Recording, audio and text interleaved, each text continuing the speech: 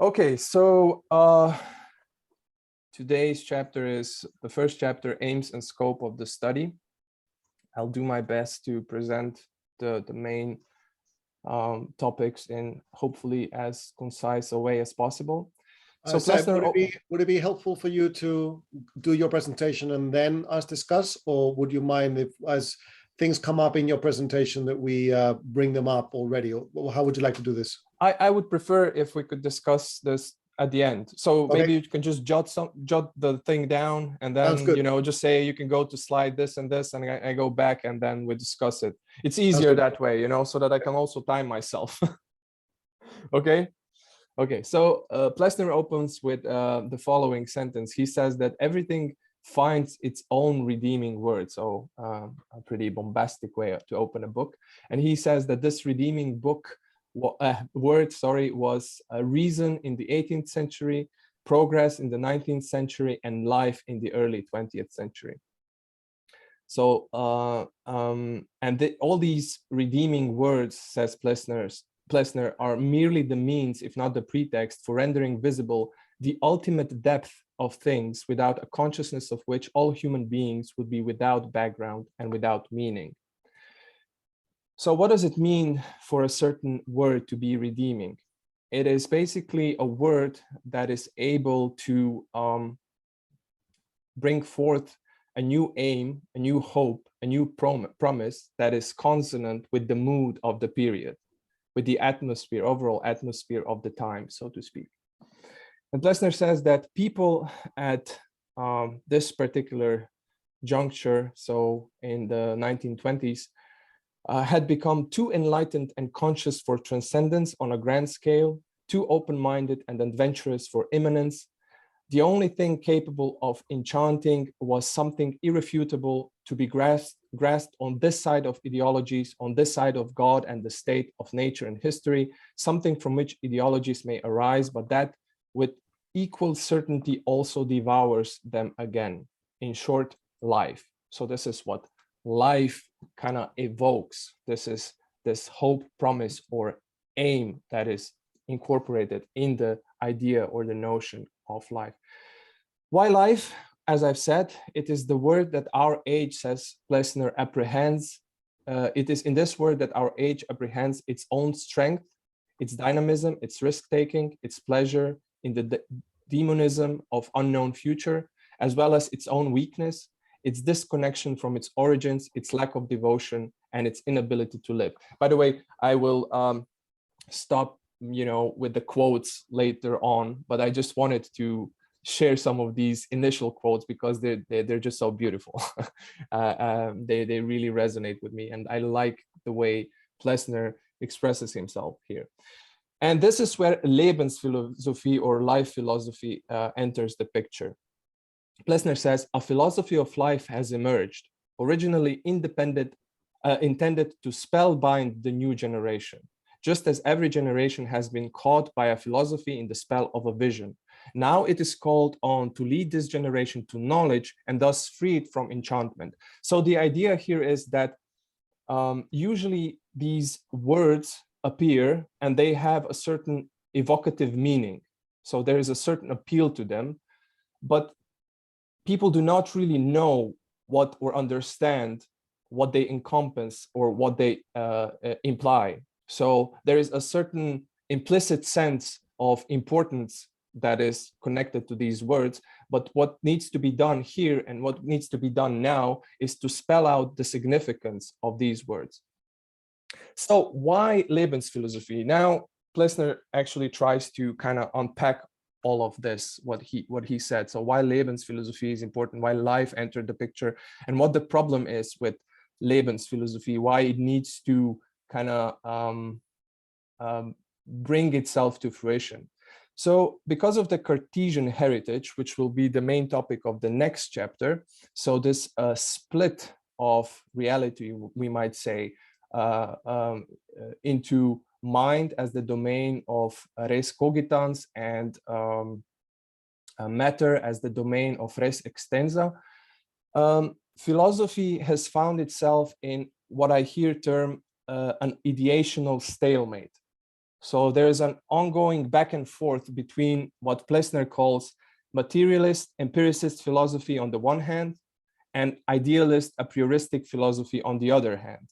So the first camp, the materialist empiricist camp, basically tries to reduce everything to nature, where nature is understood in a very specific mechanistic way.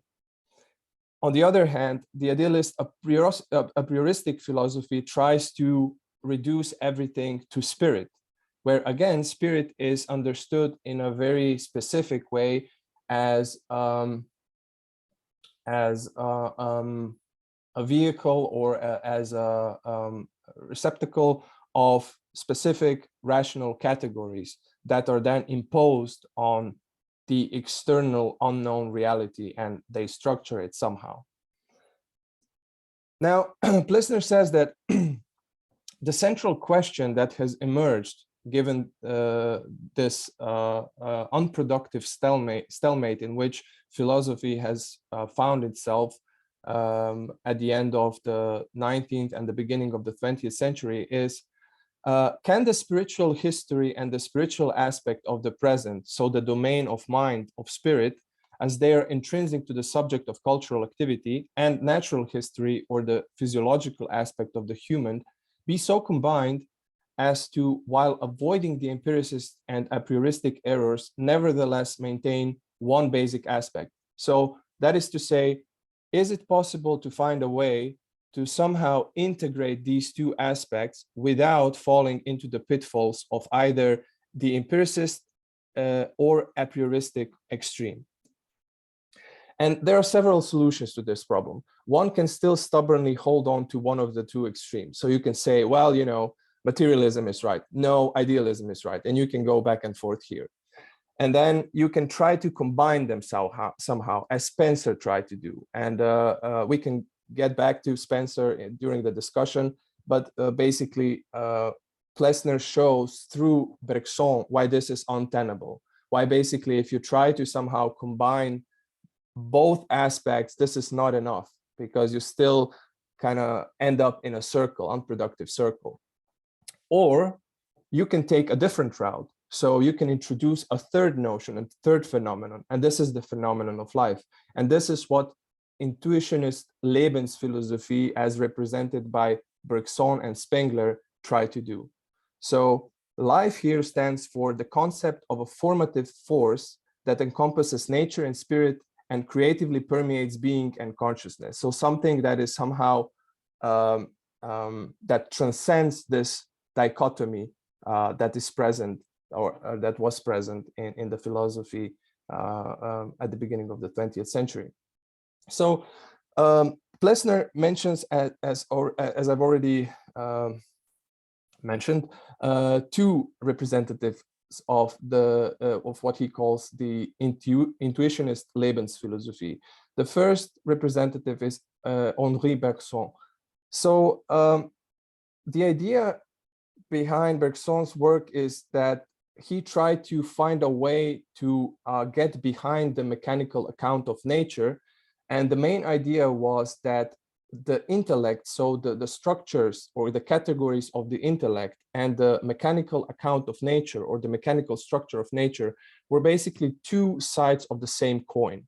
So what needs to be done is find a way to break through this ongoing circularity between these two extremes. That is to say, one needs to find new, fresh ideas, notions that would not fall into either of these two extremes. And life or vitality is something that Bergson thinks is that fits the bill here. And in order to grasp or understand vitality, which cannot be understood with intellectual categories, we need also a different mode of knowing, and that's basically Brexonian intuition. So life is something that is pre-reflective, something that cannot be encapsulated in intellectual categories, and something that breaks through these categories. It is the factor that is responsible for the creativity, for novelty, for dynamism of reality, so to speak. This understanding of life this non-mechanical understanding of life proved to be very fruitful and useful also for the humanities and cultural studies. Why? Because it allowed for an account of the emergence of spiritual world of culture, which would not be mechanical. What does that mean? So the main problem with many of the accounts that were present in the first part of the 20th century was that they were basically retrospective accounts. So they basically inserted the categories that were present or that developed in that particular time into the previous times and into previous cultures, and basically try to account for these cultural phenomena with these categories. However, these same scientific objective categories were also the result of a very specific time and culture. And this is something that needs to be taken into account. And what Oswald Spengler does is he takes this idea of the creative force of life, of vitality, into the humanist or the domain of cultural studies, and basically says that different world systems have their different specific soul forms. And, you know, you need to be able to understand them, and you cannot understand them by using the categories of your own time, because your own time, your own culture has its unique soul form, and you cannot simply transpose that into other times and other cultures. What both approaches have in common, so both Bergson and Spengler have in common, is an irrational impulse. So they understand life as something that is irrational, that is fundamentally irrational, something that stands in opposition to naive and scientific experience. And when Plessner gives his assessment of intuitionist Lebensphilosophie, he says the following. So the positive aspect of this approach is that it affirms the fundamental unity that underpins the dualities that were introduced by the Kantian heritage. So the Kantian heritage introduced these dualities, or basically strengthened these dualities that were present in the Cartesian heritage. And the intuitionist Lebensphilosophie tries to transcend that. And that's something that Plessner agrees with. However, there are negative aspects to this as well. Namely, according to Plessner, intuitionist Lebensphilosophie is fundamentally one-sided. So it wants to have the phenomenon of life and the transcendence of the dualities on the cheap, so to speak. And it does this by simply ignoring understanding and spontaneity. So it ignores human as the subject of spiritual historical reality. And this, for Plessner, is extremely problematic. So here, Plessner basically shows that he thinks that there is something positive, there is a positive dimension to the Kantian contribution that is overlooked by the intuitionist Lebensphilosophie, or it's just, you know, kind of ignored or treated very superficially. And this is something that Plessner cannot agree with.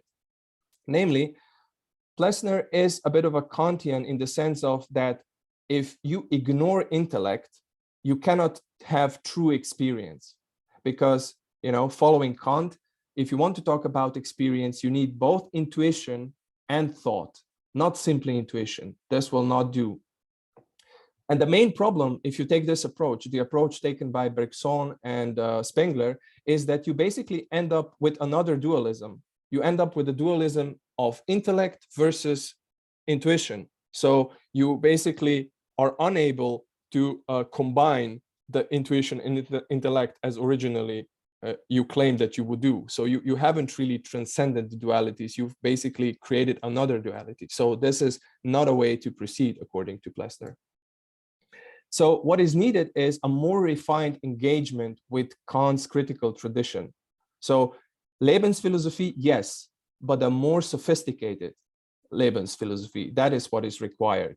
Lebensphilosophie that is neither intuitionist nor hostile to experience, and that from the vantage point of history and the humanities compels a total revolution of the concepts of existence in all its spheres. So what is required is a more sophisticated version of Lebensphilosophie. Now here we move to Kant, and we have to say a few words about the general structure of Kant's philosophy, what he tried to do in his philosophy, because this will basically be very important also when Plessner provides the sketch of his general approach.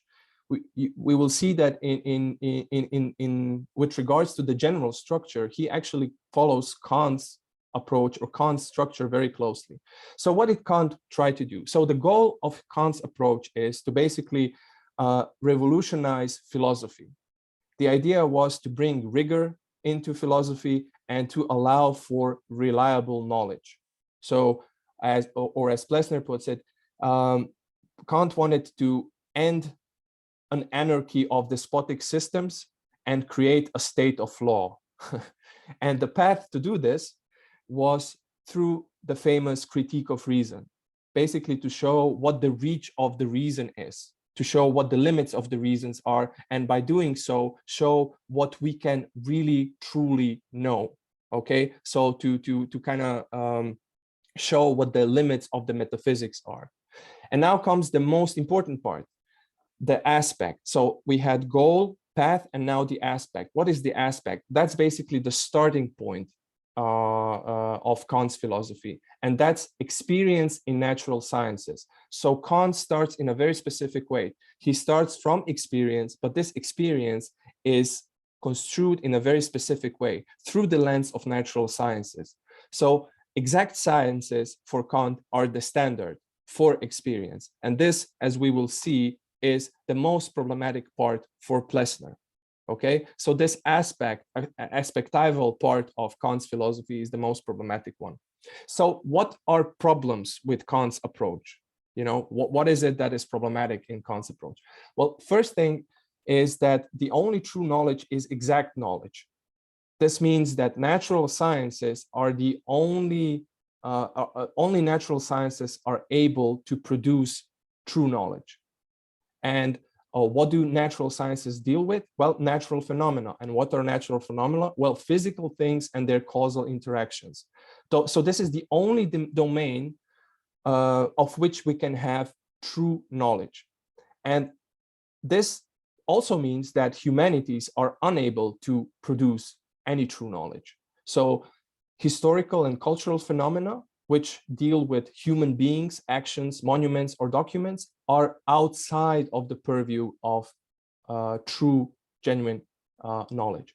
However, says Plessner, with the philological historical method, it was shown that also in the field of humanities, you can produce true knowledge, that you can produce rigorous knowledge, but this knowledge is of a different type. So it was shown that this dichotomy was not the case, that Kant was wrong in a certain sense, but he failed to appreciate the differences between the knowledges that were produced in natural sciences and humanities. And this brings us to the second problem, namely, the domain of the physical world, the domain of natural phenomena, differs from the domain of spiritual world or the domain of historical cultural phenomena. Namely, the domain of natural world phenomena deals basically with the constellation of phenomena. And all you need to study natural world or physical world is the senses. And the world comes to you, so to speak, or I think this is the way that Plessner phrases it. But with regards to historical cultural phenomena, what is required is a certain reverberation or certain resonance of the observer, of the person that is studying these phenomena. So the subject needs to be actively incorporated into this realm or domain of phenomena that he or she is trying to understand. So the main point here is that there is a certain difference of experienceability between these two types of phenomena. So they are given differently in our experience. And this is very important from a Kantian perspective, because if you start from experience, you cannot simply say, well, this is, irrelevant. You can maybe say that, that cultural phenomena are epiphenomena, but once you can show that there are ways to study rigorously cultural phenomena, then you cannot simply ignore this difference. So the Kantian tradition has to do something with this. And there were, in fact, several attempted solutions, for this particular problem. First, you had the old Kantian school, led by people like Hermann Cohen. What they basically claimed was that all we need to do is expand and explicate Kant's philosophy. All the solutions are already there. So Kant already provided all the solutions in the second and the third critique. We just need to supplement the first critique, the critique of the pure reason with the other works by Kant. And that's all that needs to be done. So Kant has already provided all the solution. We just need to kind of draw them out from his system. Neo-Kantians were not satisfied with the solution. So what they claimed was that Kant's system needs to be complemented and supplemented. In other words, what is needed is an internal form of Kantian logics. So Kantian logics that was developed in relation to natural phenomena needs to be supplemented with a specific logic that relates to cultural and historical phenomena. So that's a somewhat different approach. But there was also a third way, a third approach, and this is the approach that Plessner finds that he basically sees his philosophy as a continuation of this particular approach. This is the hermeneutic Lebensphilosophie, and the main representative is Dilthey. What Dilthey claimed was that Kantians, neo-Kantians, were right when they basically tried to reintroduce norms, values, goods, and the whole human back into the picture. So that was okay. But the main problem was that they still basically only thought in terms of either expansion or reform of logics. So they were still, in a certain sense, trying to find a solution on the same level, either saying we already have all the pieces that we need for the solution, or we need to simply add some new ingredients. According to Dilthey, however, once you introduce all these phenomena, norms, values, goods, and so on and so forth, you cannot have these solutions on the cheap. You need a more radical, revolutionary approach. And this is basically the approach of hermeneutic Lebensphilosophie. And interestingly enough, Plessner constantly talks about Dilthey here. However, he talks about Dilthey through Misch. And Misch wrote a book, a very interesting book, that's called Lebensphilosophie und Phenomenologie. And he wrote a paper with a similar title. And basically, he's constantly alluding to this particular book. The reason why I'm mentioning this is because Misch, in a certain sense, is trying to save Dilthey from some of his critics. So some of the critics that were launched against Dilthey, Misch is trying to fend off. Okay, and this is an important point because he's constantly talking about Dilthey, but in fact, whenever he's quoting someone, it's Misch that he is quoting. Okay, this is good, important to keep in mind. So what's this radically new approach that is put forward by hermeneutic Lebensphilosophie? Well, first, we need a new starting point, and the new starting points are basically objects of humanities. Or as Plessner puts it, the structure of the object of the humanities as it is perceived and experienced. So we need to start from objects of humanities as they are given in our lived experience. And what is typical or characteristic of these objects of humanities? What is characteristic of them is their expressive character. They mean something, they speak in a certain sense. So, they have a certain meaning for us. These spiritual objects, says Plessner, whether it be a religion or a work of art, can themselves speak to us.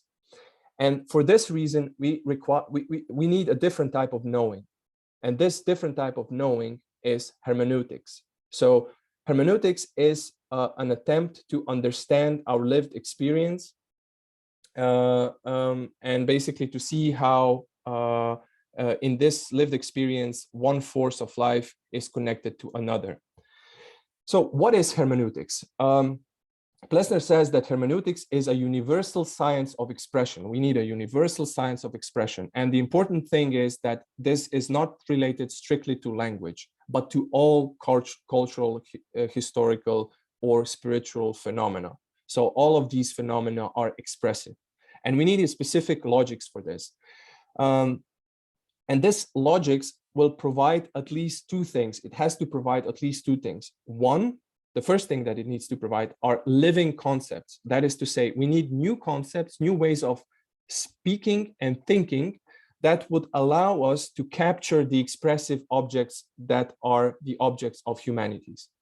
And the second point that needs to be provided by this universal science of expression is it has to be broad and exclusive enough so as to transcend the science-humanity split. Why? Because it basically constantly works in the realm of the lived experience, which is a realm where the subjective and the objective aspect are constantly intertwined. So it has to basically provide a way to get out of the dualities that have become sedimented in most philosophical approaches. The important thing here is, says Plessner, that we shouldn't understand hermeneutics as introducing another dualism. Hermeneutics is not about introducing a specific way of knowing, which is understanding, which would stand in opposition to causal explanation.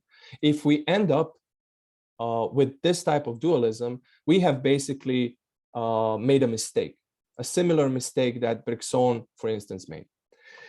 So we need to find a way that would transcend this type of dichotomous thinking. Why? Because nature and spirit, says Plessner, are interlocked.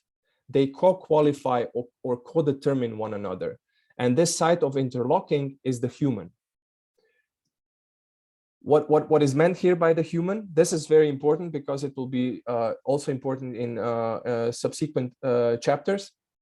Human here is understood not as body in natural scientific terms, and not as a psyche and a stream of consciousness in psychological terms, not as an abstract subject to whom the laws of logic and the norms of ethics and aesthetics apply, but as a psychophysically indifferent or neutral living entity. That's how human exists in and for itself. Okay, so okay, and here's where life enters the picture. So according to Dilthey, hermeneutics is basically one of the central notions that is introduced by this hermeneutics is the notion of life, because life allows us to grasp spiritual historical reality and nature in one and the same mode of experience. So we need some sort of a bridging phenomenon, some sort of a bridging term or a bridging concept. So and life is what provides this. But what is crucial here is that the notion of vitality or life for Dilthey is closely related to experientiality. So it is not something that would be removed from the notion of experience, but is basically profoundly experiential. It is precisely what suffuses lived experience. So life can be experienced with intuition and intellect and imagination and empathy, and that itself makes the experience of itself possible, actually forces this experience. So this is where this new Lebensphilosophie differs from Bergson and Spengler, because Bergson and Spengler basically, as I've said, create a dichotomy between life and ordinary experience and natural experience. But this is precisely what Dilthey does not want to do. Okay, so if hermeneutics is related to lived experience, to life as it manifests itself in lived experience, in the dynamics of lived experience, we need a way to study lived experience, to actually do hermeneutics.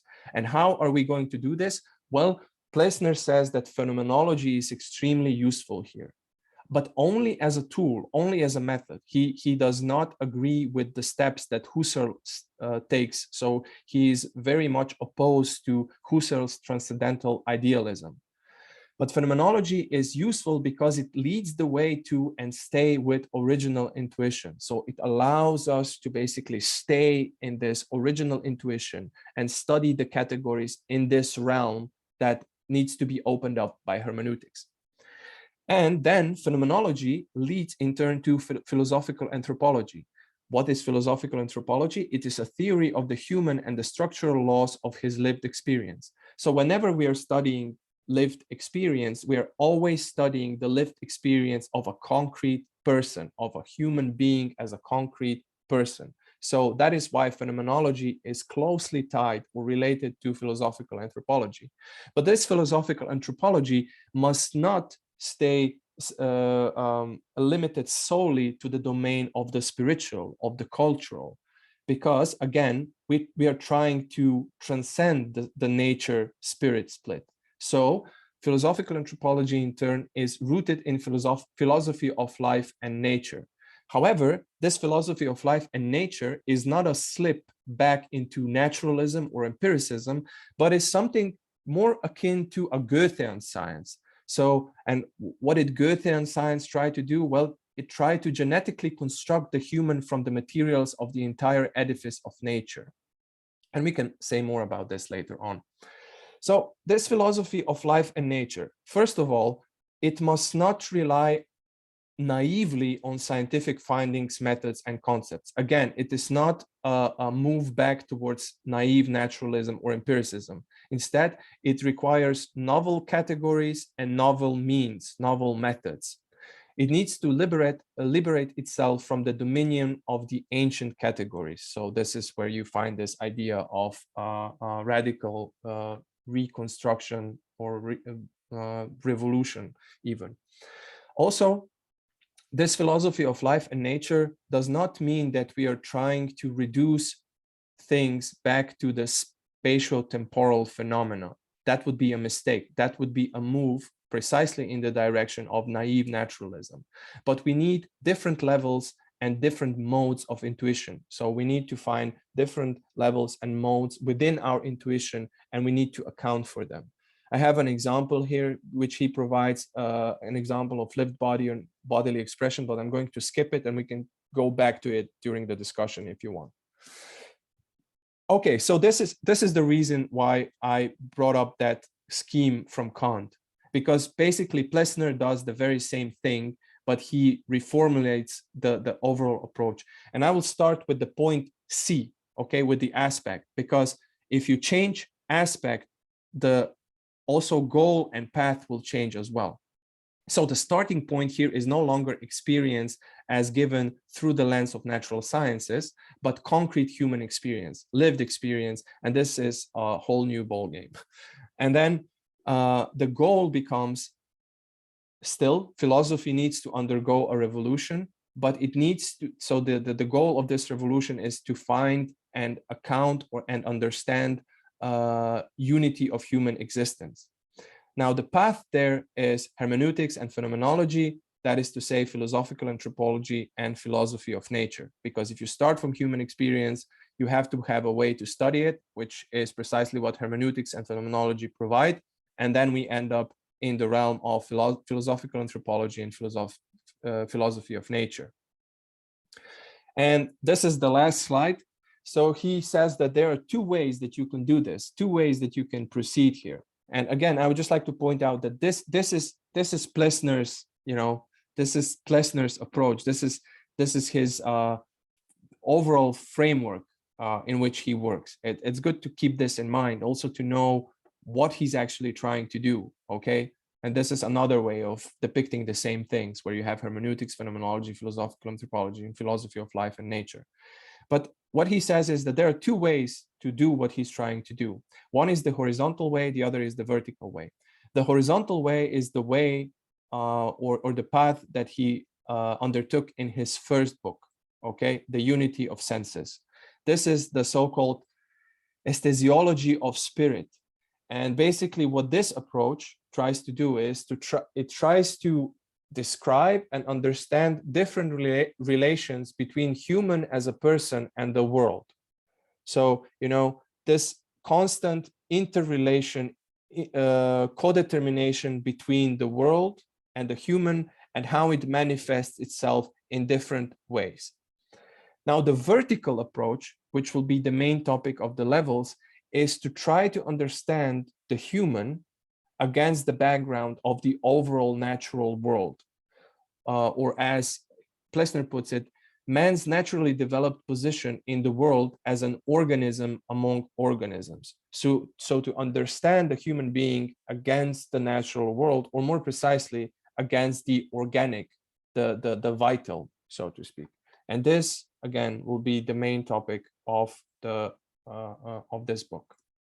So this is my presentation. I have also some nice quotes if we want to discuss them. You know, I've kind of tried to find the central ones, and I have them ready if somebody would like to maybe refer to them. So yeah.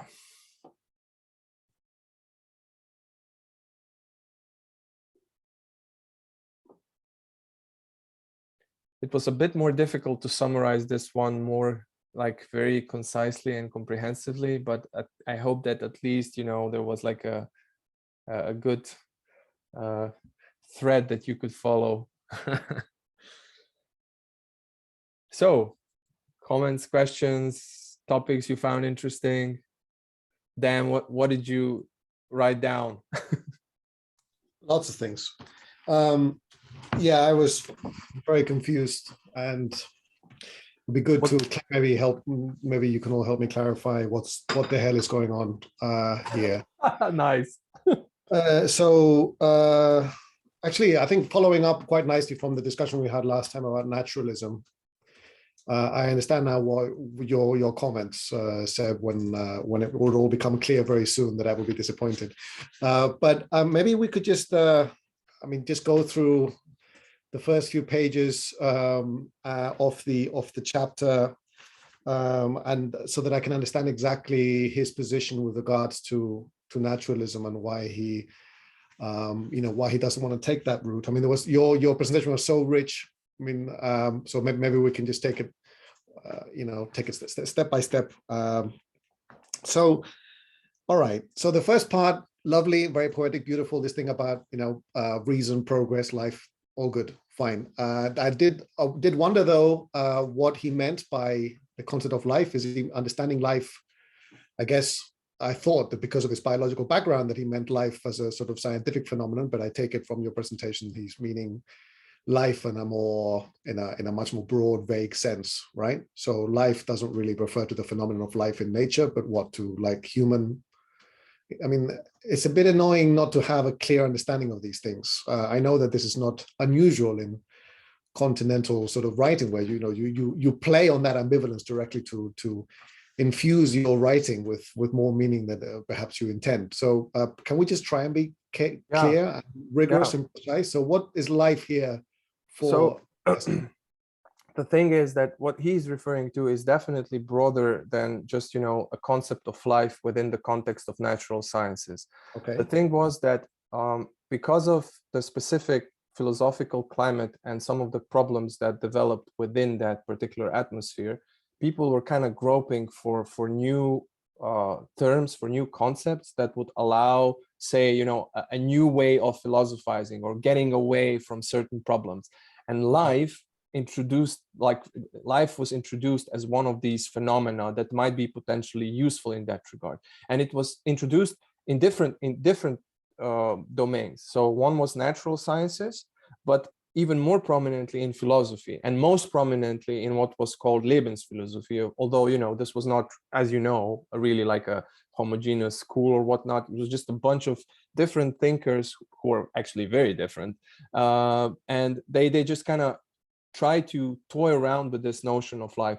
And the reason, maybe I can say why this notion was so interesting is because you have two aspects to life.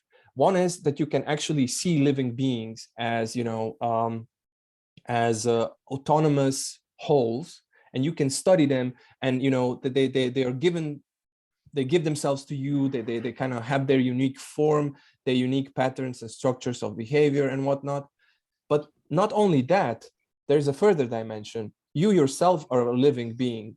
So, actually your aliveness feeds into your experiencing of the world. In a certain sense, it is what constitutes your lived experience and somehow also impacts in one way or another, the intellectual domains. So you have these two segments. You have the third person phenomenon, which is at the same time also the first person phenomenon. And it would seem that maybe somehow life could, allow for transcending these splits. Okay, that's really helpful, but that's great. Okay, so let's just then just focus perhaps on like the first sort of set of arguments that he presents or discusses, which is this way of transcending the dualism that he lays out between what he calls it, materialist empiricist on the one hand, idealist and a prioristic on the other. Right. Okay. So far, so good. He says that both philosophies are deficient. He says that he talks about the fact that each of them has shortcomings, right? And I guess one thing we could perhaps just try to clarify is why he thinks that the natural, that the empirical one, the materialist one, is not able to capture consciousness and the human, right? So he says that he talks about Bergson's critique of Spencer, and he says that Spencer ends up in developing a circular argument, right? He tries to naturalize, I think he even uses that term, the categories through appealing to nature. And he says that's a circular argument. He says that 3 times over the course of 3 or 4 pages. So can you explain to me, or someone explain to me, why it's circular? What's the circularity? Yeah, so I don't know, maybe somebody else would like to chime in here, but I can also do it, or at least try to do it. I haven't really reconstructed it fully, but I was also kind of having difficulties with this to a certain degree. So the charitable interpretation would be as follows. So the thing is that I think that what he's getting at is that you have so first of all, he's trying to see, I forgot the details about this, but it goes something like this. So you have a causal structure within the natural world that brings forth a human being that has cognitive apparatus, right, that is allowed to recognize the causal structures in nature, right? And the problem is that for him it is basically you need cognitive, you need the categories of causality in order for you to be even able to talk about these categories that are supposed to account for these categories themselves. So the Kantian point would be the following. So you don't really see causality in nature. So there is no causality in nature as such. So you need mind, so to speak, to recognize causality. And then you basically use causality as something that accounts for the category of causality, which is just strange. Okay. That's the main problem for him. So and then kind of to cut this dilemma through this dilemma is to introduce the notion of life, which basically allows you to talk about the development or evolution, for instance, without necessarily introducing the notions that are of this type. So you don't trying to find more fluid or dynamic notions that would not kind of end up in this sort of predicament. Okay, but like when he says, for example, at the bottom of the penultimate paragraph on page 4, where he's bringing out the division, he says, this puts one, so when you're trying to combine these within one aspect, right? One, combine the two views in a way that you eliminate the dualism. And he mentions, free will versus causal determination, the world viewed as consciousness versus the world view as nature. And then he says, this puts one in an unworthy and intolerable position, also irresistibly comical, of considering the human as a product of phylogeny and phylogeny as a product of the human. How is phylogeny a product of the human? Is it because of that Kantian move that you mentioned? Yeah, It is because, it is because aren't you just confusing, I mean, epistemology with ontology? Sorry if I'm being a bit dumb here, but I mean, no, surely that's actually history... those are marvelous points. But for example, from the Kantian perspective, right, you would have like, this is to say that you're confusing epistemology and metaphysics or ontology is not really a trivial question, because, you know, from a Kantian perspective, it's not really, you know, easy to talk about, say, ontology in itself, or the reality in itself. And that's what Bergson is playing at against Spencer. So, you know, basically he uses a Kantian argument against him, but then also says that Kantian approach is insufficient, because if you end up with Kantian argument, you basically cannot revert to anything natural or anything vital. And he wants to have that. But he says that we have to start thinking about it differently. Okay, so I get it. And the possibility of truly explaining those categories through nature, it doesn't even occur. It has to be the Kantian. I mean, we have to follow Kant. Is that like a necessary guideline here, that without those categories, it doesn't even make sense to talk about nature? Because surely that is the point, right? If you want to explain naturalistically, you can't do that if you have to assume it. I mean, that's just a non-starter, right? I mean, if you want to explain everything about the human in terms of nature and in terms of science, then you can't say that you can't say anything about that if you don't already begin with humans, with the human. I mean, I just didn't get the argument for not even wanting to consider that possibility, for having to follow Kant in suggesting that the categories are sort of in some sense irreducible, that we shouldn't even consider the possibility that they can be accounted for through phylogeny, you know, physiology, psychology, and all of that stuff. Does that make sense? Yeah, it makes sense. So I'll just say one more thing, and then I would like to kind of open up the discussion to others, please. It's you know, the thing is that at that point already the Kantian philosophy, or the Kantian tradition in especially in the German-speaking countries, was so strong that Plessner didn't really feel that he needs to spell this issue out. And to a certain point, he did this already in his previous book. So he's kind of presupposing that you know what the problems are with the both, like with the two extremes that he just mentions. And he's kind of only trying to point out the potential solutions to these problems. So where the issues lie and how people have tried to transcend them. He almost takes it as a for granted that there is an issue, and both of these extremes are just problematic. And I think that at one point he says something like, you know, each of these two extremes takes one aspect of basically what is a heritage of Cartesian tradition, and then makes it an absolute without any possibility whatsoever to account for the other aspect. And it all usually ends up trivializing it, or kind of presenting certain bridges that are very unsatisfactory. So that's the main problem. That this is as far as he goes in this particular book.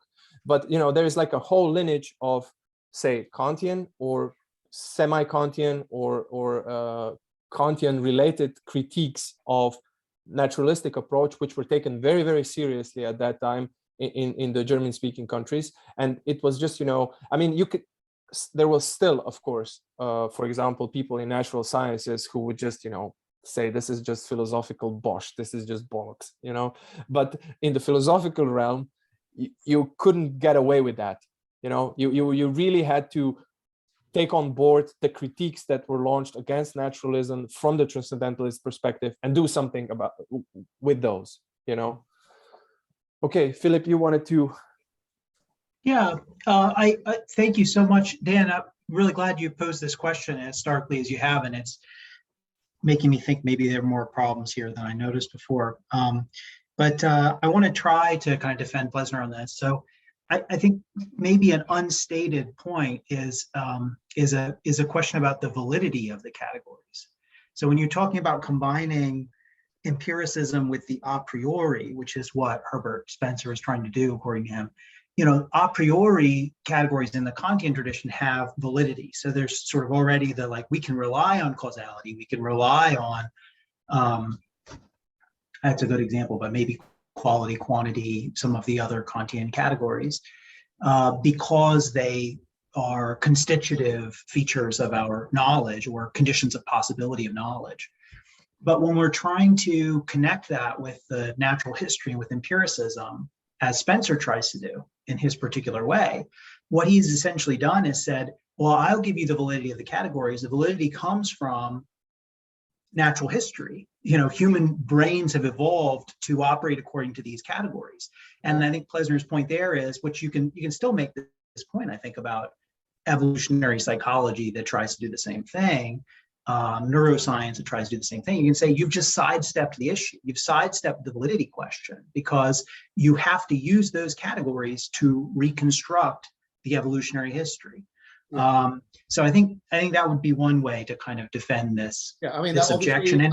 For me to accept what you're saying, then I would already need to buy Kant's framing of the whole issue, of course, right? Well, no, I don't think so. I think you can ask about validity, like validity of the categories or concepts that you use. Like what there, for instance, this a very similar problem has recently been proposed by Sharon Street as the, I think it's called the epistemological problem or problem of epistemic norms for Darwinists.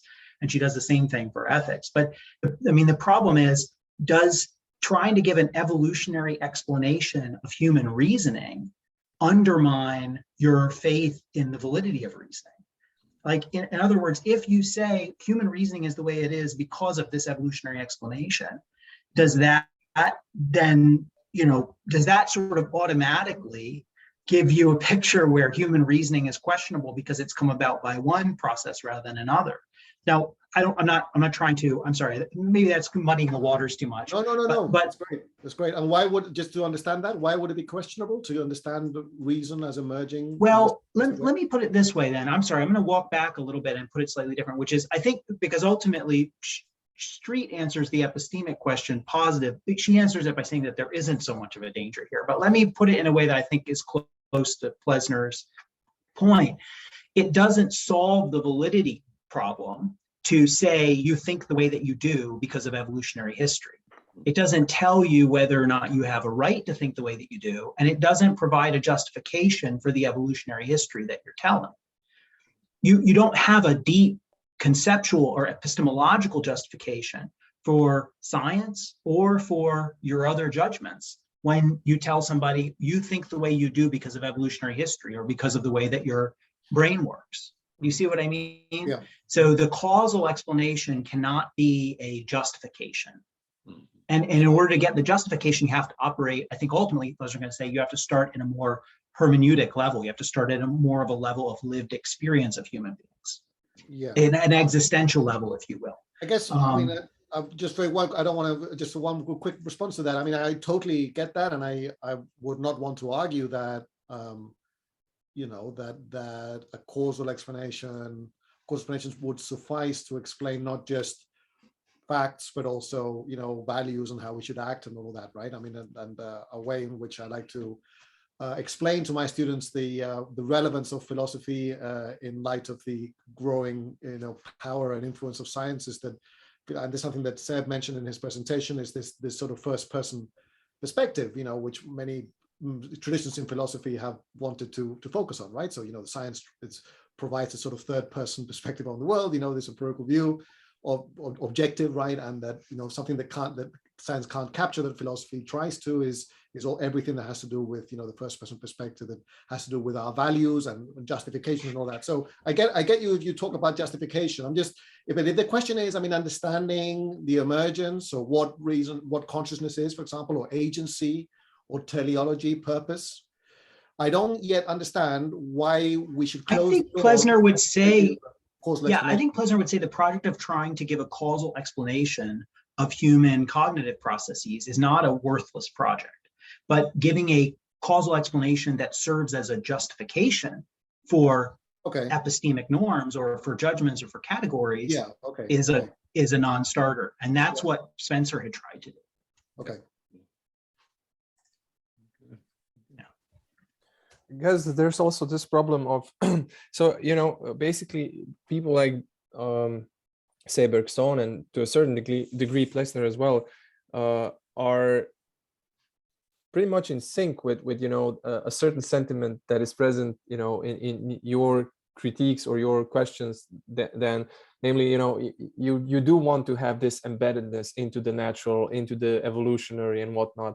The thing is that they try to find a way to basically have a certain story to say about all of this that would not fall into these specific pitfalls. So that they were also not satisfied with a certain transcendentalist move. They were not satisfied by simply saying, well, there is then this transcendental domain that somehow constitutes this or that. So they wanted to have this rootedness, but they knew the problems that Philip mentioned, and that I was also trying to articulate from a slightly different perspective. And they basically wanted to find new ways to kind of have this room, for these types of accounts without necessarily falling into the pitfalls of what I was referring to as naive naturalism when I was having my presentation. So yeah, Laura, you wanted to add something? I want to ask another question, actually, which goes more into what Plessner's methodology is. So he critiques Bergson and Bergson's idea of intuition, and I was wondering, so Bergson, Plessner uses like phenomenology and hermeneutics, but especially phenomenology, staying with one's original intuition. So I was wondering what the difference between intuition in Bergsonian sense and intuition in Plessner's sense is. And if you could maybe say a bit more about that. Yes. Yeah, so I'm not sure that will be, maybe Philip will also have something to add here, and maybe Jiri. So I would just say the following. One thing is that what Plessner finds lacking in Bergson and present in Dilthey is this idea that if you want to account for lived experience as basically a manifestation or enactment of vitality or life, you basically have to be able to also encompass intellect, understanding, and they have to be basically introduced into the lived experience. So they have to be somehow integrated into it.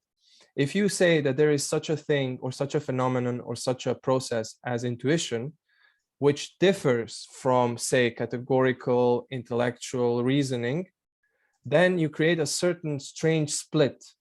And this is something that Plessner finds problematic. And incidentally, it is basically the same thing or the same point that Merleau-Ponty makes against Bergson.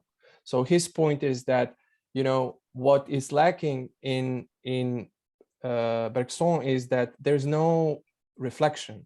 There's no room for reflection. On the other hand, transcendentalism has too much reflection. So it becomes decoupled in a certain sense from intuition. And he talks about radical reflection, which is a reflection which stays within the confines of experience. So this is something that is very similar to what Plessner is doing here. They have the impression that you have to, in a certain sense, if you follow the Bergsonian path till its very end, you have to end up in something that is, ultimately the end of philosophy. And they don't really find that particularly appealing. So they're trying to find a way where you might still have, the reflective moment, the understanding, but it is somehow integrated into the domain of experience. So there is no radical split between intuition and experience. So I don't know, maybe somebody else can comment on this as well.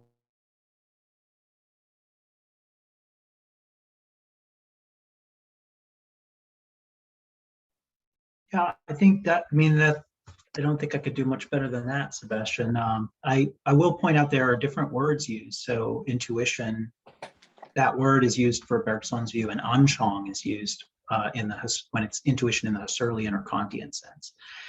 And yeah, but I mean, intuition for Bergson means something with a lot of systematic importance in his philosophy. It's the kind of way you it's the source of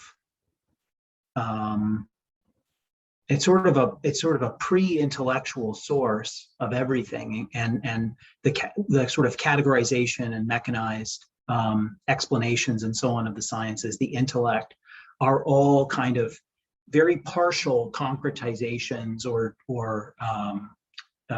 expressions of what you access in a much more expansive way with intuition, which is the kind of vital impulse. So they're kind of channelings of the vital impulse in this particular human intellectual way. And when we do all of our philosophy from that standpoint, according to Bergson, we miss the sort of deeper source of everything.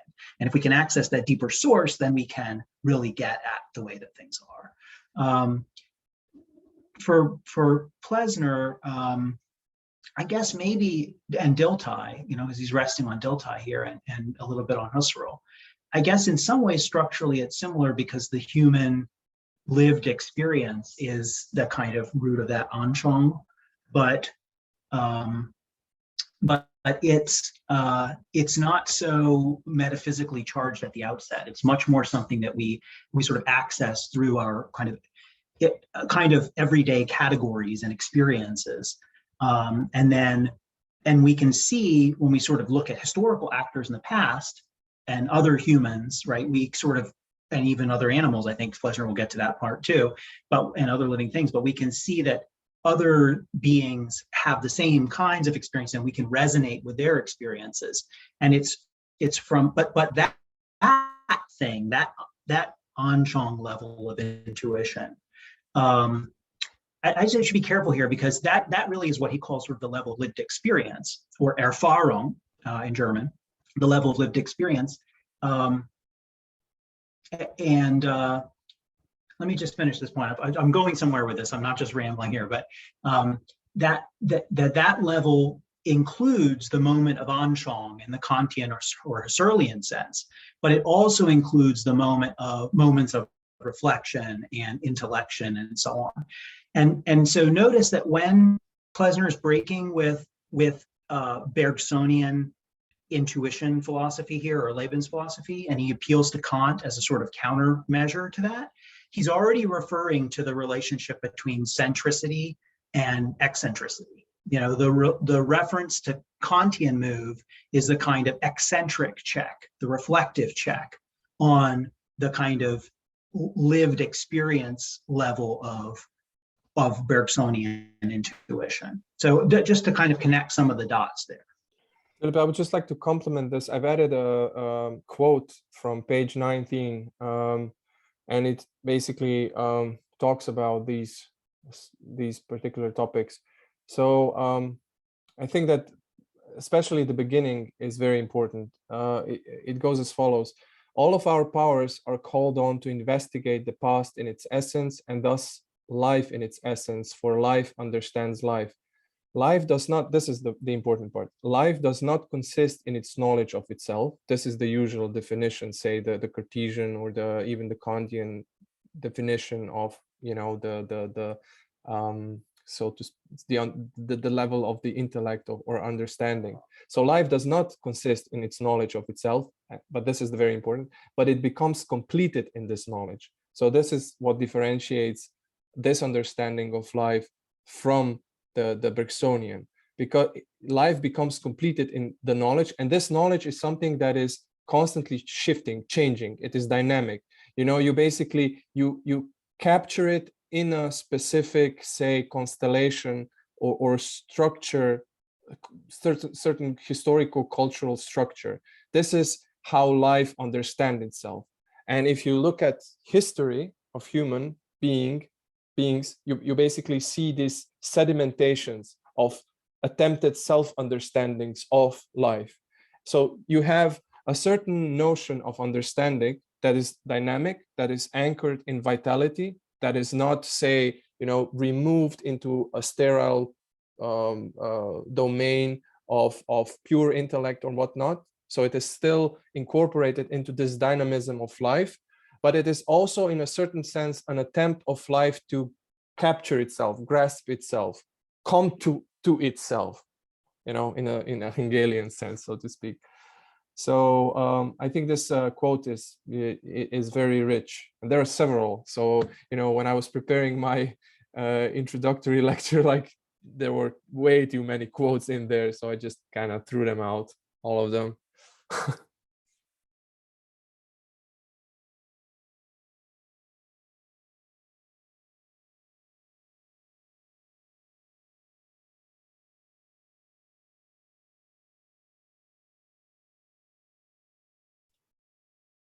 Any other questions, comments, critiques? Yeah, Philip. Apologies, I obviously read my clock wrong. I was thinking I was joining, and you must have started an hour before, so I'm very late in joining this conversation. Fortunately, I'd been in Lenny's group where we went through some of this earlier material as well, so it's not. So I did do the readings and so forth. I just have one question that seemed to be raised both by Daniel's line of questioning and others, that maybe someone could at least point me to some literature that might help understand. I'm really trying to clarify what is really the relationship between what Plessner is arguing and that Husserl is developing. I mean, I think there was an opposition being drawn between naturalism and transcendentalism. Is he placing Husserl in simply he'd studied with Husserl, so he obviously knows this very well. And I think a lot of the terminology keeps making me think of some of the Husserl's distinctions. But is he placing Husserl in this critique of transcendental views? He isn't very specific about who he's talking with. Or is this something particularly late Husserl, which of course is coming, the crisis is, I think, 36, and this is written in 28. So there could be some interesting differences here. But I don't know if anyone could clarify what are some of those possible connections, and where are some of the main differences we might see in Plessner's program and what we might take from, say, at least late Husserl in terms of this, and his distinction of the life world, his distinction of the transcendental and empirical ego, and so forth. This seems to have a lot to do with this.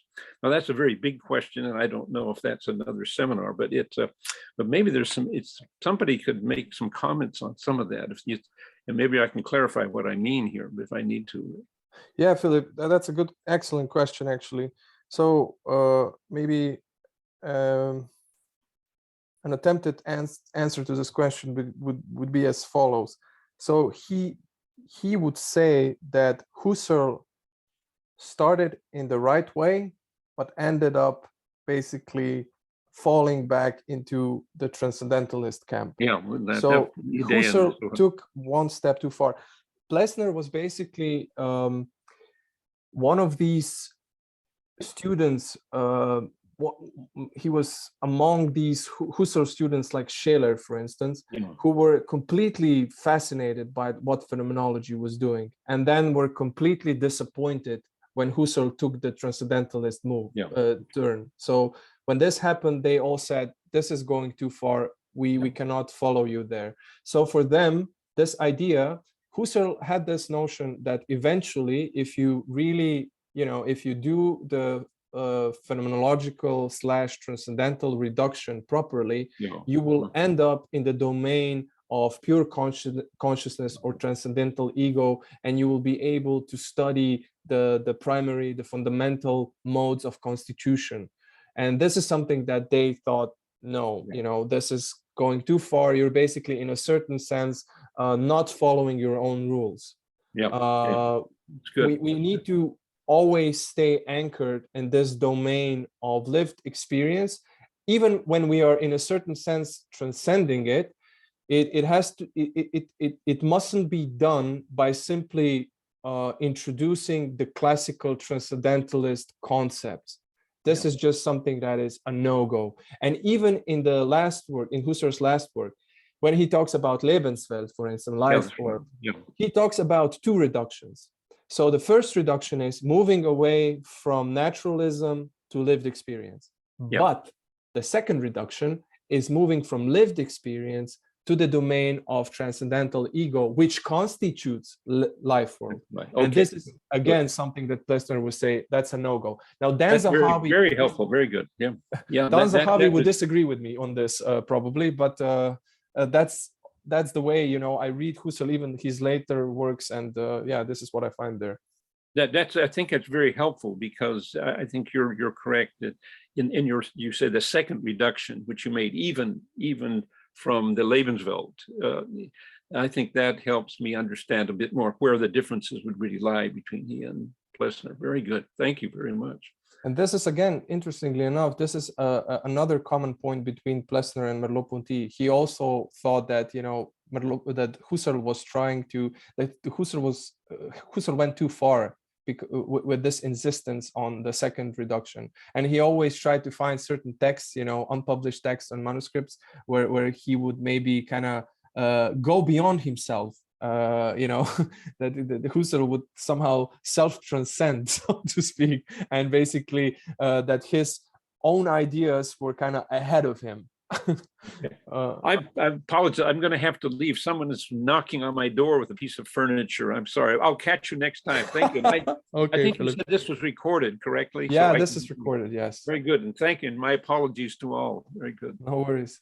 Bye-bye, Phil.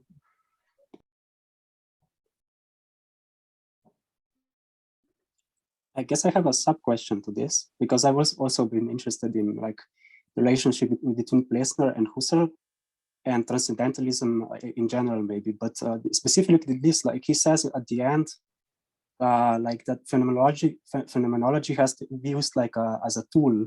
So I've been wondering, like, what other tools could there be, like conceptually or methodologically? I don't think he specifies any clear alternatives to this.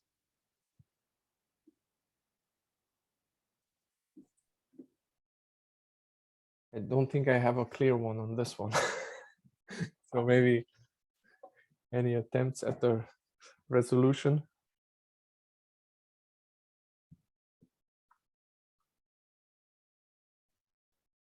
Well, I think we can wait and see what he does, particularly in chapter 3. He's going to talk about Husserl a lot in chapter 3, and he's going to lay out his plan for the rest of the book. And there, I think we'll see development of some other tools. I mean, one thing that comes to mind that I know he'll end up going into there is his theory of categories. And there he's thinking in the kind of maybe ultimately Aristotelian, but more proximately Kantian and Hegelian. So now exactly what that is, exactly, you know, it's not so much a method, unless it's a method that's, you know, you could sort of trace a similar method in his earlier book on the unity of the senses. But it's something like, maybe it's a sort of general philosophical method of reasoning about conditions of possibility. So anyway, but I don't have a whole lot to say about that. Good question. Basically, you know, what he will try to do is, it's a strange, in a certain sense, he will perform some sort of an eidetic reduction, you know, also kind of taken from Husserl, although he never mentions it, of life or living categories. So basically, he will try to find what's the plural of eidos? Eidoses or eidei of life, or so that's the main point of his a priori theory of life. And these, how are they called again? These modals, vital or something like that, right? But the thing is, to me, I think that the main point here is that he sees the Husserlian approach as a method that allows you to kind of develop these living notions, living concepts within the realm that he's trying to open up with the hermeneutics. you know, when you approach when you approach objects as expressive, and living phenomena for him will be expressive phenomena. How do you, you know, understand them? How do you, under what modus are you able to capture them in a way that really somehow covers these phenomena at large, so to speak? That will be kind of his approach, which will be very frustrating for Dan, I know.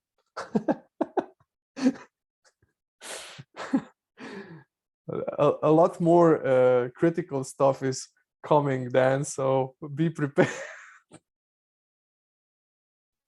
Yeah, well, there's some interesting dialectical work between Kohler's view of living things and Driesch's view of living things. That's And so, you know, it's sort of like, how do you talk about what are living things like in our experience? Is there a fundamental way that life appears to us? And he doesn't want to go as far as Driesch and ontologize that and say, well, there's some kind of intrinsic different way of being of living things than physical things. He rather wants to say there's a different mode of something like a different mode of appearing, or a way that we experience things as being alive when we do experience them as alive. And for me, just one additional thing, because I found it helpful. The helpful analogy for me is with color phenomena, like color qualities or sensory qualities. So if you ask, like, is blue, the sensory quality of blue, something that really exists independent of our perception? That's, Plessner thinks that's kind of like a bad question, right? I mean, it's, or at least the answer may be no. but if you ask, are there objective features of color qualities? The answer is yes. And are color qualities connected with scientific experimentation and explanation and so on? The answer is yes. So, but what is the phenomena that you want to understand? You need to get hold of the phenomena first before any of the explaining and so on is worthwhile. So what he's trying to do when he goes to kind of the basics of life as it appears to us, he's trying to articulate that phenomena. He's trying to articulate what is life as a phenomenon. And then sort of articulate, and then that's where he moves to categorization, because he thinks, having done the kind of phenomenological analysis of that, he's able to talk about essential constitutive features of living things as they appear to us in experience. And he had done a similar thing for sensory qualities in the previous book. So there's a sort of precedent in his mind methodologically for what he's doing here. That's really helpful. Thank you. Yeah, that's a really good point. Yeah. So then we can also continue with I think that you weren't done. You weren't done. No, but I would be happy to. But there are a lot of people who still haven't contributed. I'm happy to. I mean, if no one has anything to say, yeah, we can do a little more exegetical analysis of what he's saying in some of these sentences, so I still don't really understand. I got lots of question marks annotated in the margins of my copy, and a couple of WTFs as well. But anyway, we can leave those to one side for the moment. Sure. I mean, that's actually a pretty cool way to proceed. So yeah, but if anybody else has any questions or comments, maybe we can start with those, and then maybe Dan can lead us through some of his question marks. Yeah, Timmy.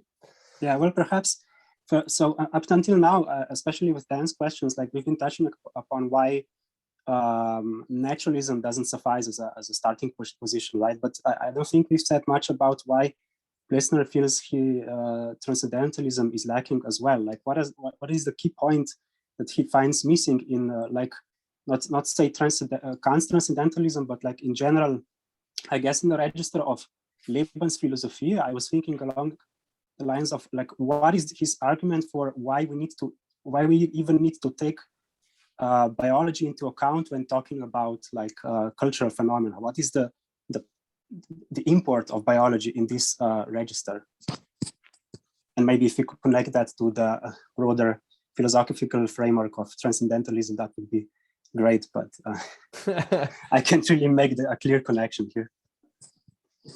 Well, one thing that definitely is important here is precisely this idea of, if you really want to understand the human being as a concrete person, you simply cannot exclude the natural aspect to his existence. So if you go down that road, you in a certain sense are breaking your own rules. So you are likely to fall again into one of the two extremes. And for him, I think that, you know, this is a very important aspect. And then in multiple passages, he says something like, so I'll paste one into the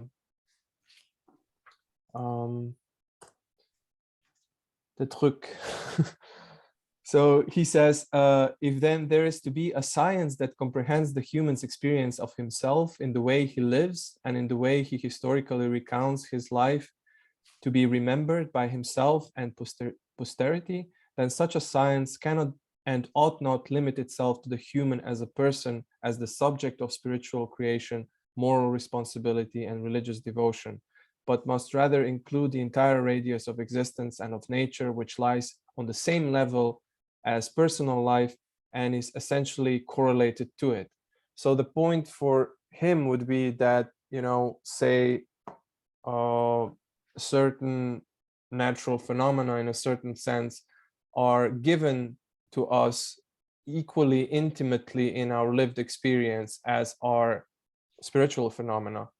And you have to take a very specific point of view that is often taken by, say, certain more transcendentalistically inclined philosophers that see that only spiritual phenomena are given this particular way.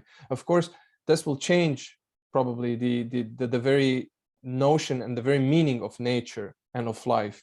And he is fully aware of that, of this. This is why he says that, you know, what he means by philosophy of nature and life is more akin to a Goethean type of science, which is not, you know, the mechanistical or mechanical account of science. So the natural objects that are causally interrelated among themselves, but that has this aspect of expressiveness and understanding of that expressiveness. So where you are basically embedded into the phenomenon. Sebastian, could you maybe like to say something about the Goethean thing as well? Because like you mentioned it in your slides. Yeah. Because you're dropping this name, I'm like, okay, what does it mean in this context? Like, so we're breaking our own rules. I said at the beginning that there should be no name dropping. So you can drop names, but only if you ground them. A very Plessnerian move. So, you know, I was secretly hoping that Matt will be here today. So unfortunately, he sent an email, I think two hours before this, that he has some sort of some meeting, because he's a bit of an expert on Goethean science. But so I'm kind of hesitant to do this. But his approach was, and this will not go down well in history, plus it's recorded. But from what I understand from his Zarte Empirie, that's how he called it. Like, what's that? Gentle, subtle empiricism, is precisely this attempt to kind of understand the phenomena, not in the sense of trying to account for them by the underlying factors that might explain them to you. So not by reverting to certain factors that are behind the phenomenon, but actually trying to understand the phenomenon itself in the sense of trying to see whether there are any regularities within phenomenon or within the phenomenal. And this requires then a very different approach to the object of study. And this object of study does not necessarily have to be merely, say, a book or a certain cultural object, you know, computer, what have you, or another human being, but nature itself expresses itself as a phenomenon. And according to Goethe, it could be studied in this particular way. So it could be studied in a way that is empirical and even more empirical than, say, the empiricist philosophy, because empiricist philosophy ultimately reverts, say, to sense data and to certain factors that account for these sense data. Goethe is unwilling to make that move. He really tries to develop a science of phenomenal nature, or nature as a phenomenon. That would be my attempt, a short attempt at what Goethean science is. At least a certain aspect of it that is relevant for our discussion. Any other additions maybe, or enrichments? Yeah, and he made contributions to botany and to optics along those lines. If I'm, yeah, I don't know if that exactly fits your description of Goethean science, but it does for sure. I mean, if I understand correctly, so his study of color is grounded precisely on this. So how do you study color as a phenomenon and actually elucidate laws of color without going behind the color, so to speak, you know? So yeah, this is why I was hoping that Matt would be here, because he is really quite an expert on this topic. But maybe next time, yeah. Timmy, was your answer at least partly partly answered? I think that something was left out. That was just one aspect, but then something was. Well, yeah. I mean, I'm not quite satisfied with his, like. There's a lot of rhetoric in this chapter about how we need to combine both perspectives and stuff, but there aren't a lot of clear arguments about what specifically is lacking or untenable with regards to some positions, and especially with regards to transcendentalism. I was missing like his, I guess, that he could point to specific problems in this position, or more precisely, like point to what is being missed, what is missing if you take like a transcendental approach, at least with regard to let's say a cultural sphere, because of course I mean, I can imagine some sort of misgivings he would have with regard to a transcendentalist approach to, let's say, nature or natural science, but I guess with this it becomes like more at least more interesting, or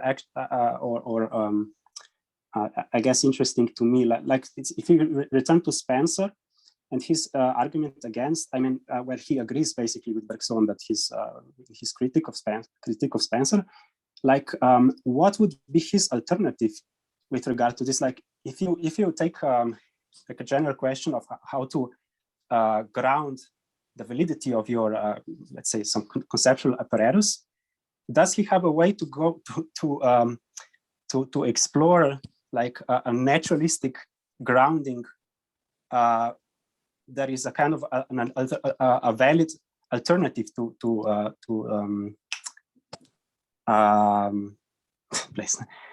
Spencer? Mm-hmm. Do you see what I'm getting at? I think I might have been a little convoluted here. But I think that he doesn't really. So his reference to nature and philosophy of nature is not the same, or he doesn't want to take this into that direction of trying to find an alternative naturalistic necessarily account or grounding of this. So, you know, I think he would like to kind of cut through the whole problem in a certain sense and reformulate it. He says that there's a problem with this account. Are you wondering also what Dan was also kind of asking as to how, say, then the naturalist account would fit into this, or? Yeah, something like that. So let me. I mean, it's the problem for me because I haven't read through the whole book, so I don't know what follows. But like a very vague, like what I've been imagining here is like he takes a transcendentalist framework, and basically what he says, I think, like if I suspect that what he means by decentering is like a kind of a restructuring of this transcendental framework you are working with at the moment. So a basic way to introduce a sort of a kind of naturalism would be to say there's like an influence of the outside world, or let's say the natural world, influences the way your transcendental framework restructures at any given historical epoch or moment, let's say. And so in this way, I could, I guess, basically, like imagine like the basic outlines of his position, but I can't,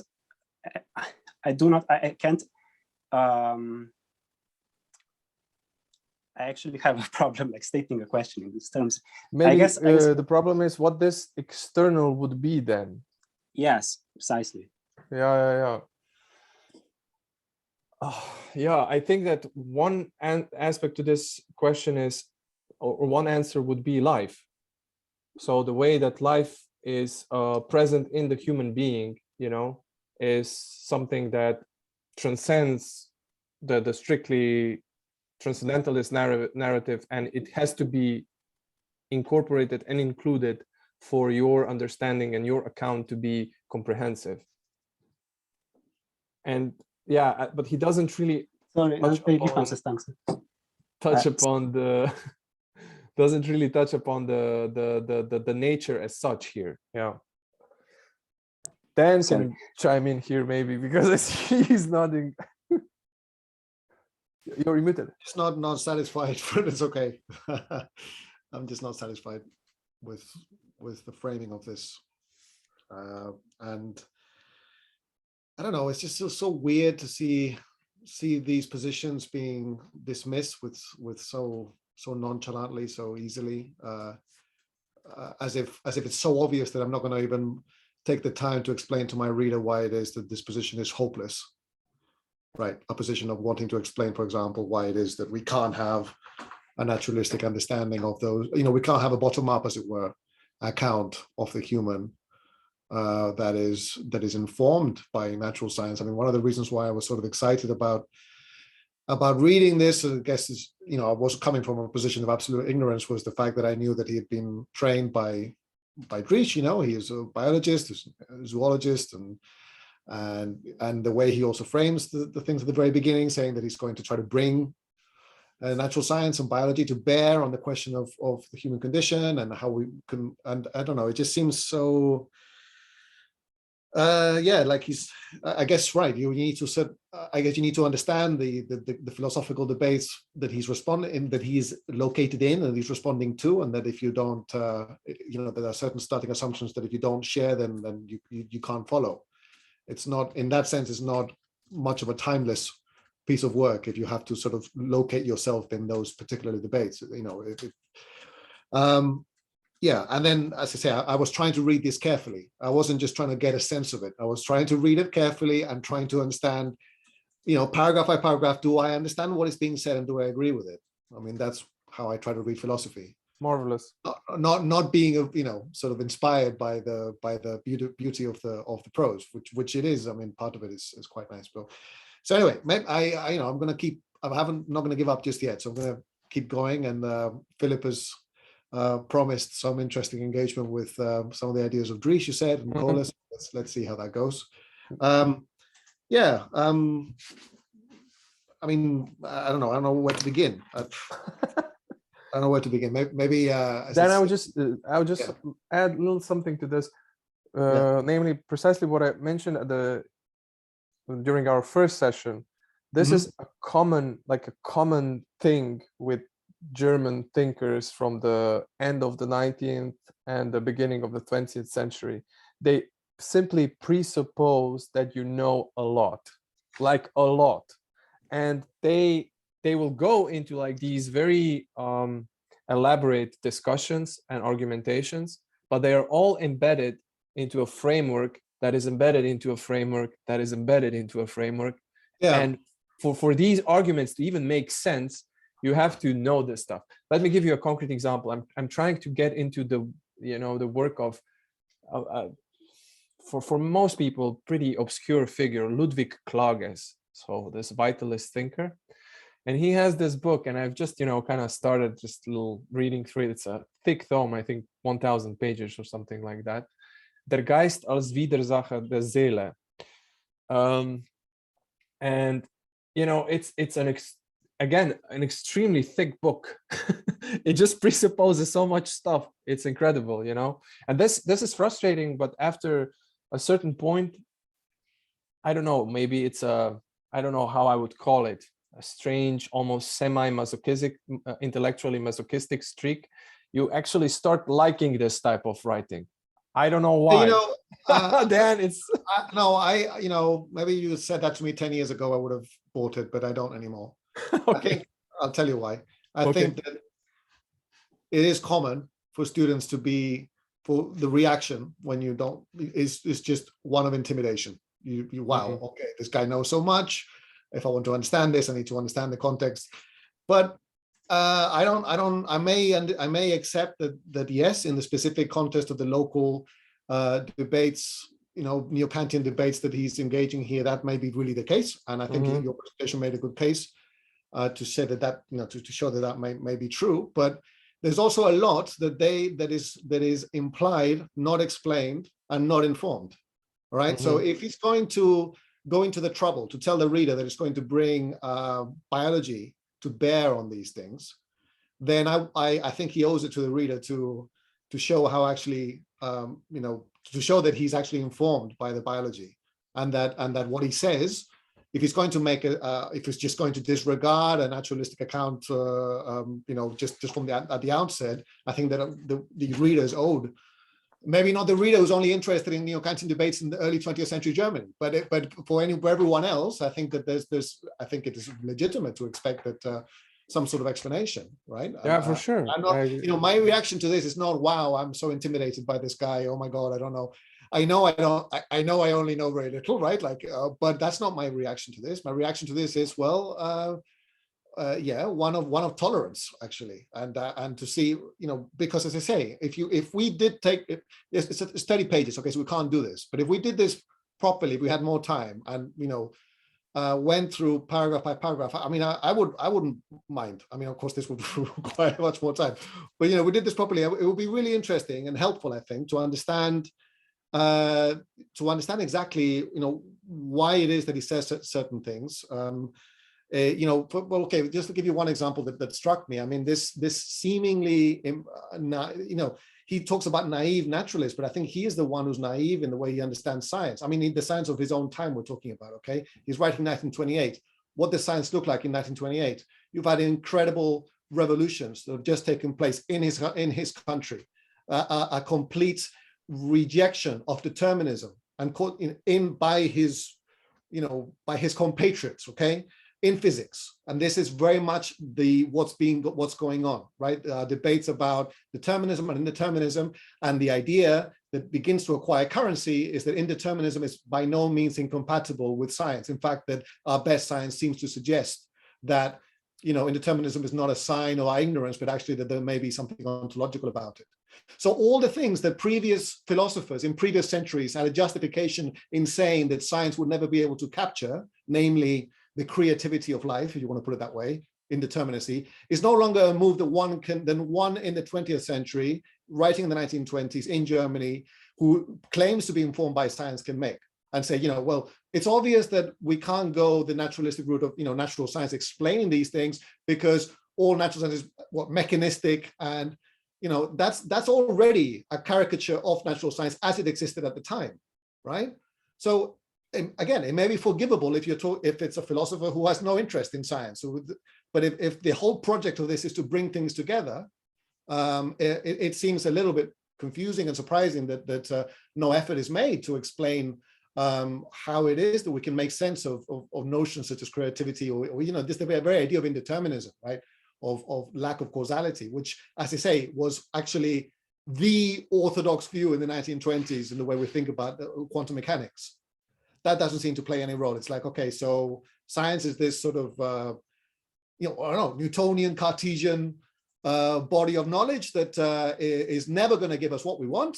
We're never going to tell us about agency, purposiveness, teleology, you know, consciousness, creativity, because it's naive for anyone to think so.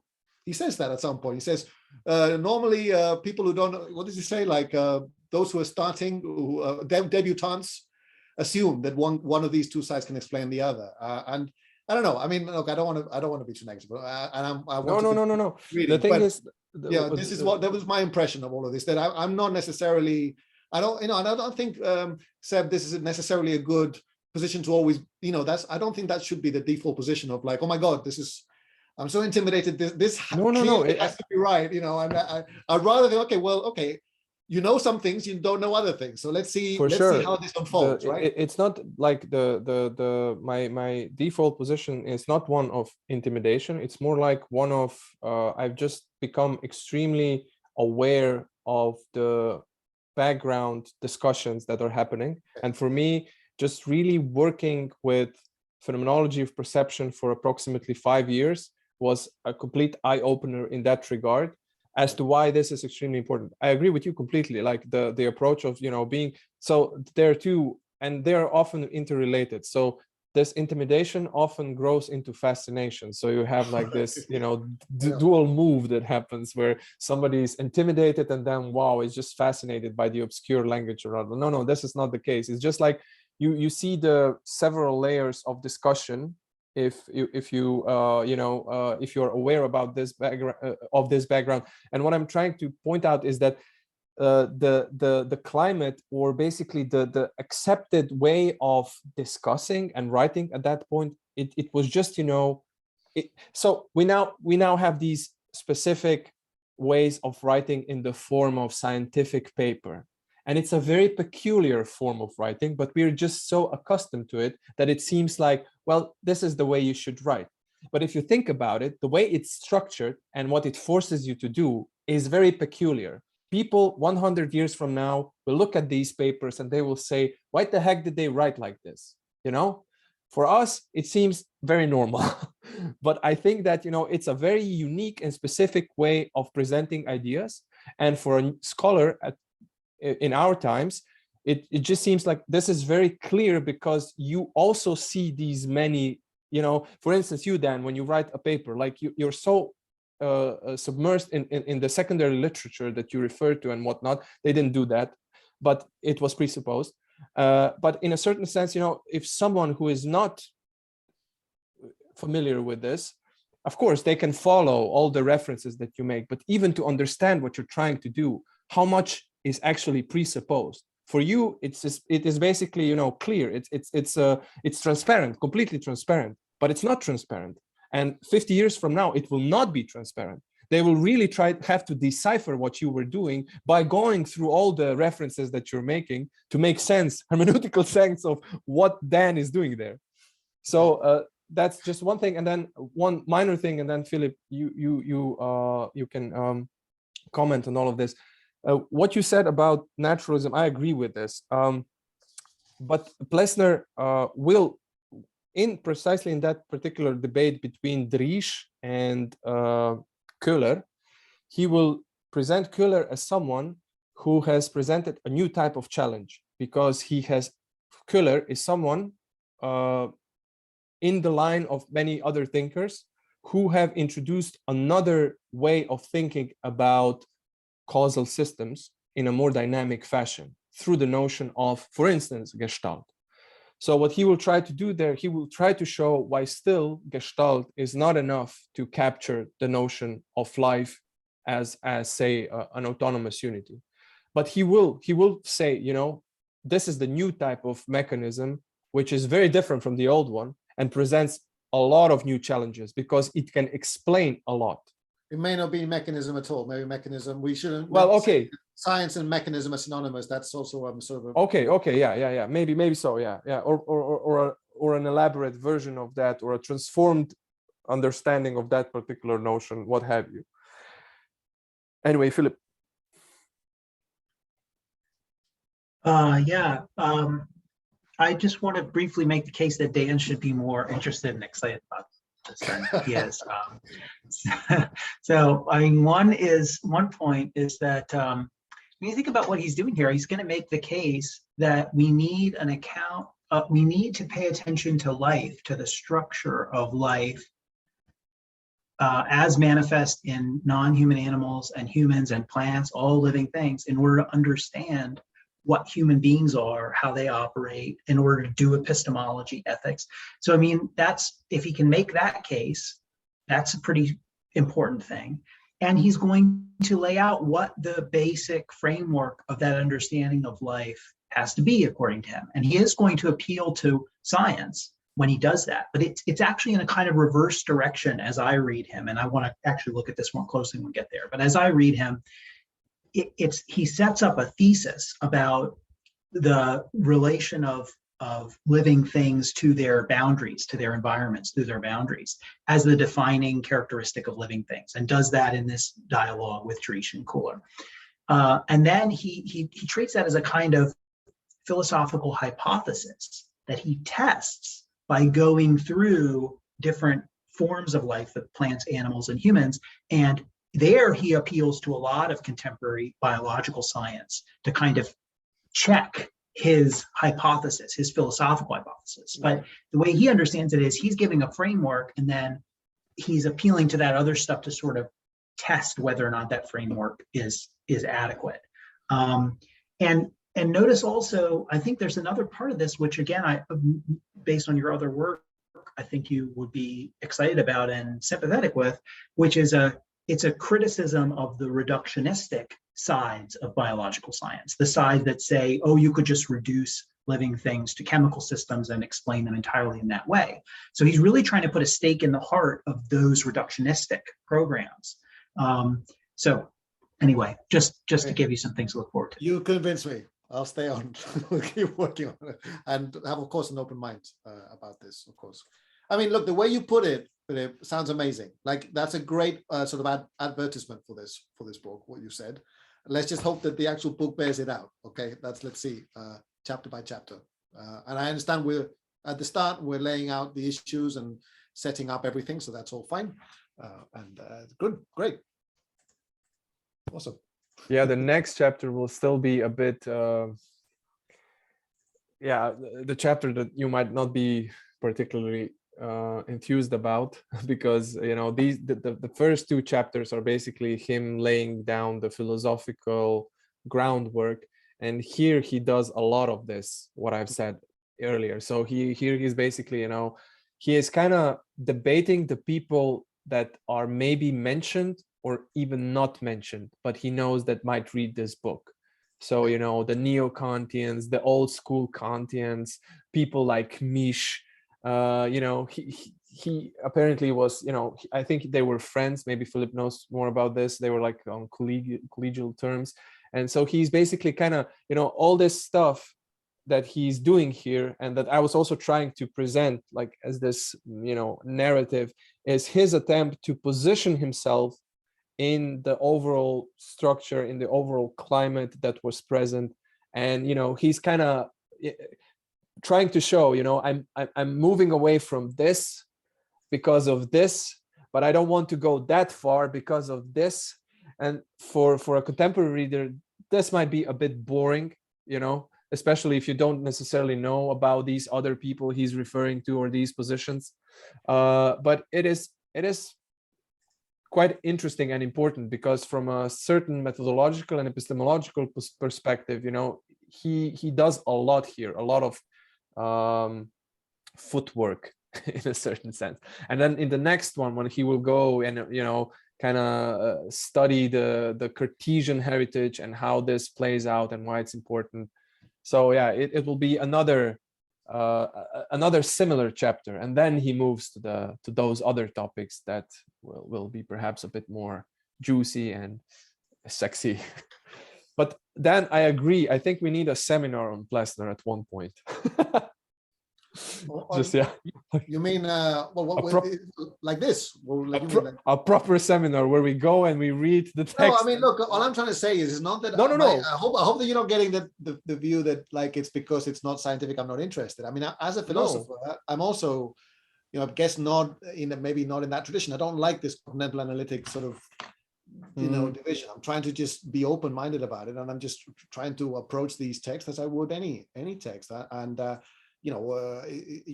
Do I understand the claims being made, and do I see if there are sort of arguments that are not really being fully developed. And I understand what you both said, that of course, he did make the case for distinguishing philosophy of nature from philosophy of natural sciences. I think he says in his previous book, he says that humanities need a philosophy of nature. He says that is not an enemy to the natural sciences, but not reducible to that. So yeah, I guess one would need to read that to understand how he comes to that. But no, simply that yeah, it was just difficult for me to just accept as he was moving forward in this chapter from one thing to another without truly without seeing evidence or without being persuaded. Let's say, but no, good. All good. No, but I actually meant that. I mean, I think that would be beneficial at one point to have something like that. I actually also have to go, Seba. Shall we? I mean, let's wrap this up, huh? Maybe. So, yeah, it's been 2 hours. Anyway, thank you all for coming. And this was another fabulous discussion. Actually, this was extremely rich. So, yeah. Also, Philip, we are really happy to have you on board. So thanks for this. Maybe we can pick up on this question that was raised by Timothy next time or at some other point, because I agree it is an important question. Sounds good. Thanks. Great discussion. I try to bite my tongue a little bit more. I feel like I took up too much airtime. Thank you. I constantly try to do that, but always fail miserably. All right. So see you. Yeah, be well. See you. Ciao. Bye.